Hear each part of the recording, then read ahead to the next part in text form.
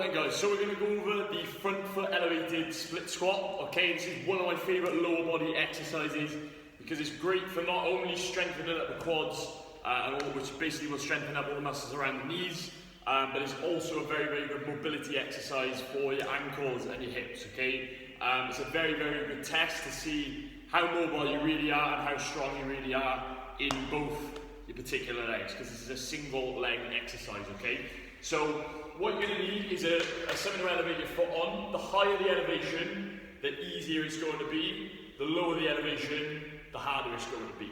Alright, so you choose that depending on your mobility levels to start with. So if you've never done this before, you might want to go with something a little bit higher than this, some sort of step. If you know that you're capable of doing it on an elevated surface, you might even want to go flat-footed. Okay? The reason why I've got this in my hand, this is here for stability and balance. It's not here to be used as a crutch necessarily, okay? If you really are struggling, you can use it as a crutch, but try not to.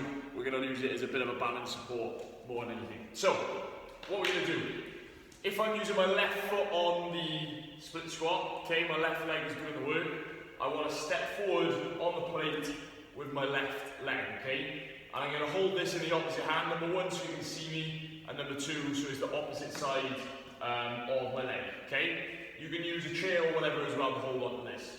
Then from there, what we're going to do, you're going to point, if it's your left leg, you're going to point your toe out at 11 o'clock. If it's your right leg on the plate, you're going to point your foot out at 1 o'clock, okay? So the point is, it's pointing out ever so slightly. So it's pointing out ever so slightly, about 11 o'clock, so I'm using my left leg. Then I'm going to step back with my back leg, so I feel like I'm in a nice stable base. I've got even pressure through my front foot and my back foot, okay? I'm up on the ball of the foot on the back leg, and I'm on my flat on my foot on the front leg, okay? Then, from there, we're looking at this as like a diagonal kind of movement. So we're coming down as well as forward with that knee, okay? And I want to keep my chest as upright as I possibly can. So I'm going to hold on to this for balance. I go down and forward, okay? I'm going to move my arms so you can see. This is the position that we want to be in. So you can see my calf and hamstring are touching. So if I was to put my finger in the crease of my knee, it would pinch, okay? And then I come back up, okay? So you'll notice as well, when I'm at the bottom, my whole heel is flat on this plate. I'm up on the ball of the foot on the back leg, and my chest is nice and tall, okay? So you're going to rinse and repeat that for the desired reps. So I'm driving that knee forward. Think of it kind of like an escalator of stairs, alright? Common mistakes is, number one is if you're not mobile enough and you're having the plate too low, what will happen? Number one, you can't quite get the knee over the toe, so you're in this sort of position, and you'll probably compromise by leaning forward as well.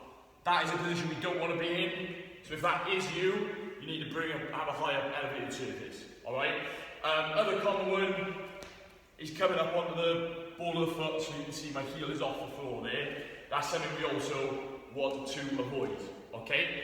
As I said, a great exercise if done correctly. Generally 3 sets, 12 to 15 reps is a great starting point, and you can add load to this as you go with dumbbells or barbell on the back. Alright, thanks for listening.